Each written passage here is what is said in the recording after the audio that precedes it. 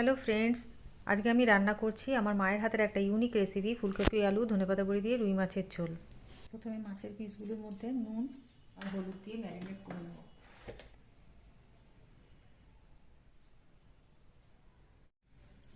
মাছের ঝোল করতে যেই মশলাগুলো লাগবে সেটাকে আমি রেডি করে নিচ্ছি। প্রথমে দেব 4টে তেজপাতা, এখানে বড় চামচের 1 চামচ গোটা জিরে আছে, কিছুটা গোলমরিচ আছে আর ছোটো চামচের 1 চামচ রাঁধুনি আছে।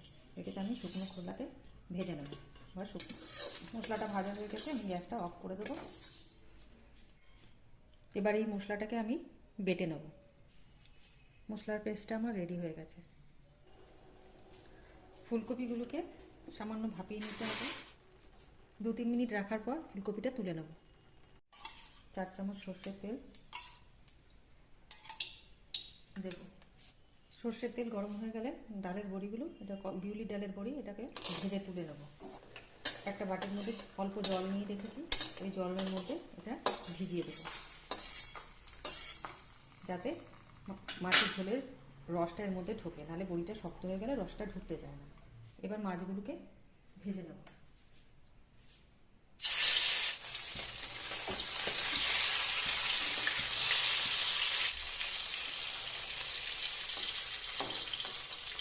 এই তেলের মধ্যে একটু সামান্য তেল দিয়ে ফুলকপিগুলো ভেজে নেব। এরকম একটু পোড়া পোড়া করে ভাজতে হবে, তাহলে মাছের ঝোলটাতে টেস্ট হবে। এবার ঝোল বানানোর জন্য আমি তেলটা দিলাম। আমি কালো জিরে আর রাঁধুনি ফোড়ন দিচ্ছি। এবারে যেটাতে আমি মাছটাকে নুন হলুদ মাখিয়ে রেখেছিলাম যে প্লেটে, সেই প্লেটের মধ্যেই আমি আলুটাতে ওই হলুদটা মাখিয়ে দিলাম। এবার এর মধ্যে ঢেলে দেবো। এটা আমি চন্দ্রমুখী আলু নিয়েছি। চন্দ্রমুখী আলু দিয়ে মাছের ঝোলটা খুব ভালো হয় খেতে। বড়িটা আমি যে জলে ভিজিয়ে রেখেছিলাম ওটার মধ্যেই আমি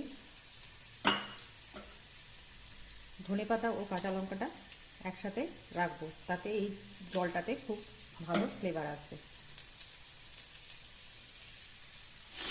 আলুটা আমার ভাজা হয়ে যাচ্ছে।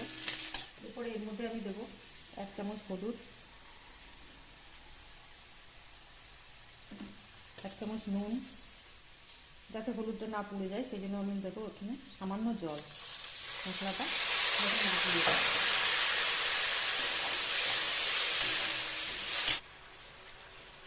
এবারে এর মধ্যে যে মশলাটা আমি বেটে রেখেছিলাম, ভাজা মশলাটা, জিরে, রাঁধুনি, গোলমরিচ ও তেজপাতা, এই পেস্টটা আমি এর মধ্যে দিয়ে দেবো।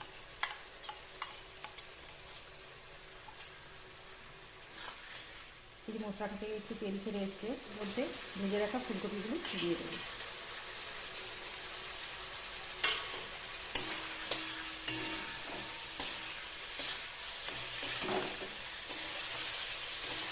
আমি ফুলকপি একটু কম দিয়েছি, তোমরা চাইলে আরেকটু দিতে পারো।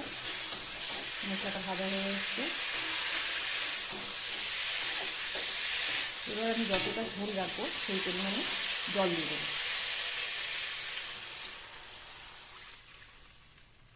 আমার একটু ঝোল লাগবে, এটা ফুটে ঝোলটা একটু শুকাবেও, সেই জন্য আমি আর একটু ঝোল দিয়ে দিলাম। ঝোলটা একটু পাতলা হবে।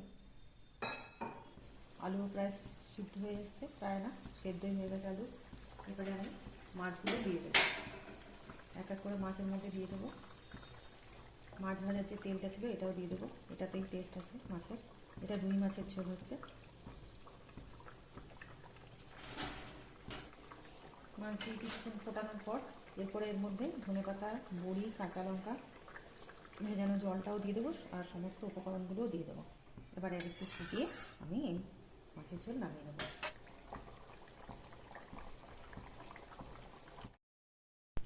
গরম ভাতের সাথে পরিবেশন করার জন্য রেডি ধনেপাতা বড়ি দিয়ে মাছের ঝোল।